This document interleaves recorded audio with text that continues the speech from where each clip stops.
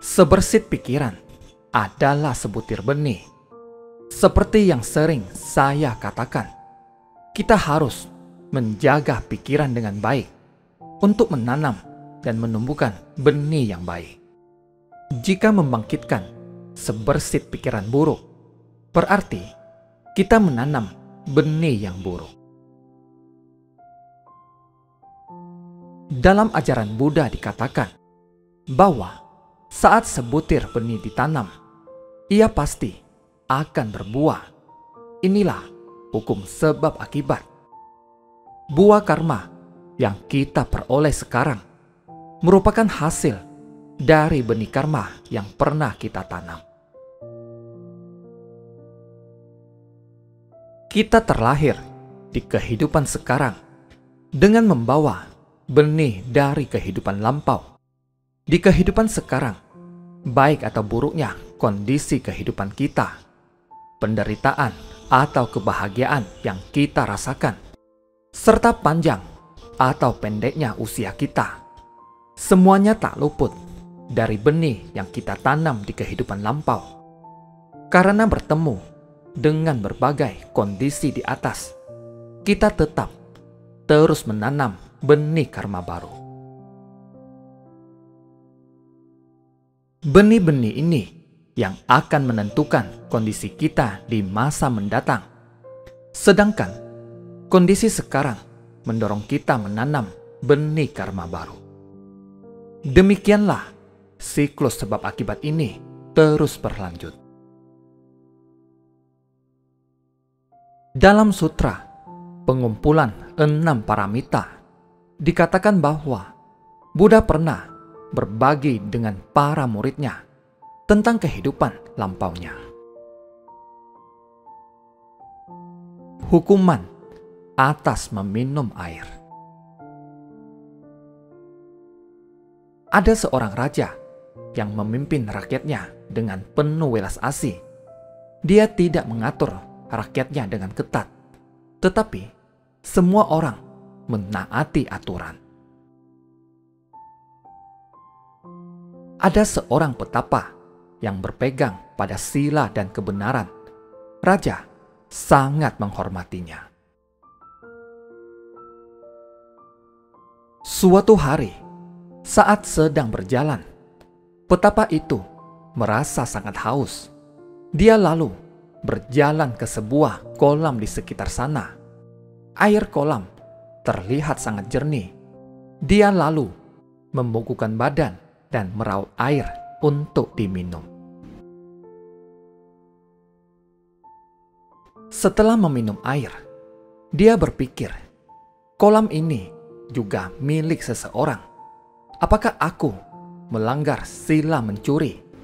Semakin dipikirkan, dia semakin tidak tenang. Dia berpikir, jika aku mencuri, kelak aku akan terlahir di alam neraka. Lebih baik aku meminta hukuman sekarang. Dia lalu menghadap raja dan berkata, "Aku telah berbuat salah. Aku meminum air kolam di dekat sawah tanpa persetujuan dari pemiliknya." Mendengarnya, raja merasa sangat lucu dan berkata, "Air adalah sumber daya alam. Apa salahmu meminum air dari kolam?" Petapa itu berkata, "Aku meminum air di kolam itu tanpa persetujuan dari pemiliknya. Itu termasuk mencuri. Jika tidak dihukum di kehidupan sekarang, aku akan menerima akibatnya di kehidupan mendatang. Yang mulia, hukumlah aku." Karena tidak berdaya, raja pun berkata, "Sekarang aku sangat sibuk. Begini saja, engkau duduklah di taman bunga sebentar. Aku akan menghukummu saat ada waktu luang." raja menyuruh putra mahkota untuk mendampingi petapa itu ke taman bunga dan mencari tempat duduk untuknya.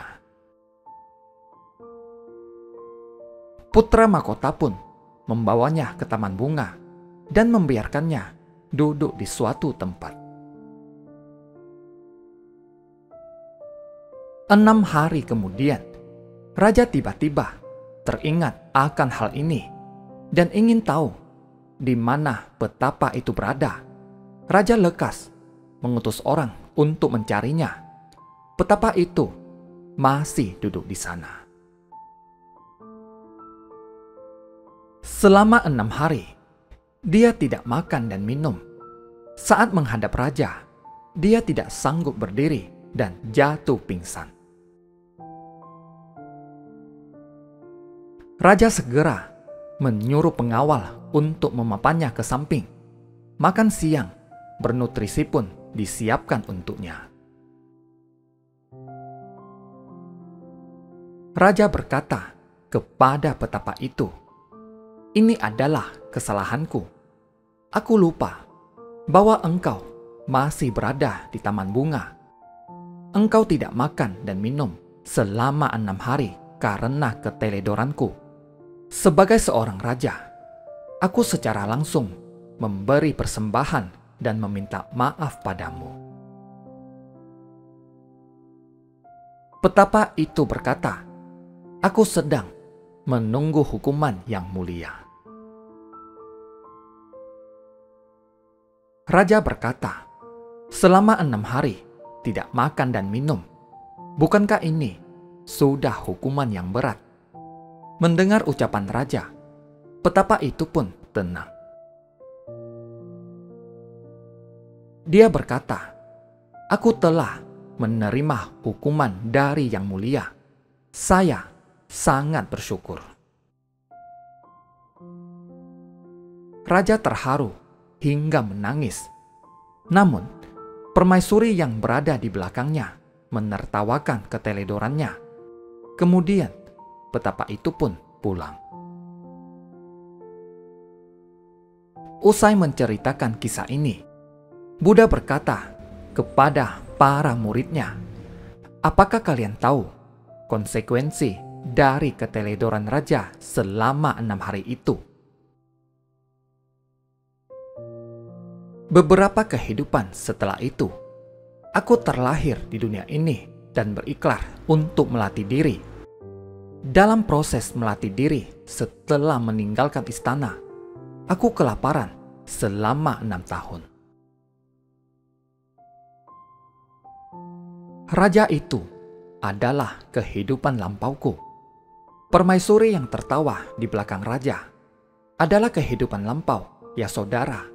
Hanya karena menertawakan raja, Yasodhara mengandung selama 6 tahun setelah aku meninggalkan istana, sehingga seluruh rakyat meragukan kesetiaannya.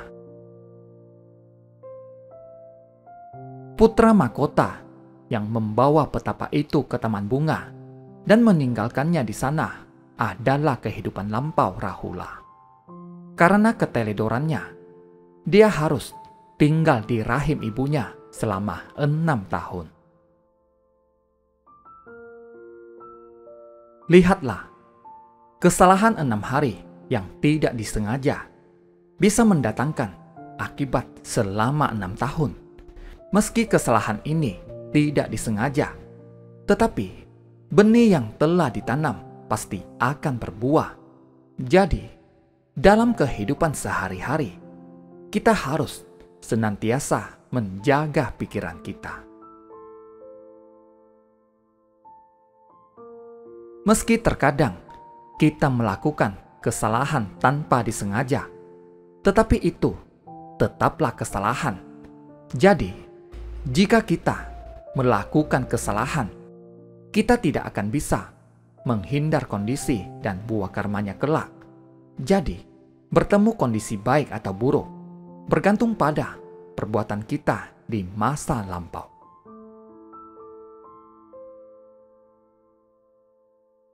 Meski bertemu kondisi yang tidak baik, kita juga harus mengubahnya menjadi baik.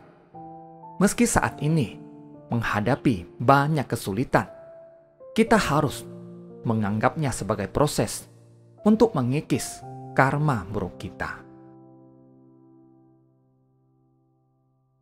Terima kasih, semoga bermanfaat.